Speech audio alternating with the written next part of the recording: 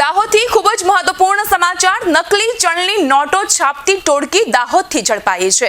રાજસ્થાન પોલીસે સમગ્ર કૌભાંડનો પર્દાફાશ કર્યો છે અને 10 થી વધુ આરોપીઓની ધરપકડ કરવામાં આવી છે. ઝાલોદ અને સંજેલીમાંથી 2 ઈસમને રાઉન્ડ અપ કરી લેપટોપ અને પ્રિન્ટર સહિતનો સામાન કબજે કરી લેવામાં આવ્યો છે. રાજસ્થાન બાંસવાડાની આનંદપુરી પોલીસે આંતરરાજ્ય બનાવટી નોટોના રેકેટનો પર્દાફાશ કરી આ રેકેટમાં સામેલ મુખ્ય સૂત્રધાર એવા સુખરામ તંબોલિયા, કમલેશ તંબોલિયા સહિત 10 લોકોની ધરપકડ કરી લીધી છે. મુખ્ય સૂત્રધારે રાજસ્થાનના બાંસવાડાથી પ્રિન્ટર્સ અને લેપટોપની ખરીદી કરી હતી અને ત્યારબાદ ઝાલોદના સંબંધી પાસેથી બનાવટી ચલણી નોટો બનાવવાનું શીખ્યું હતું.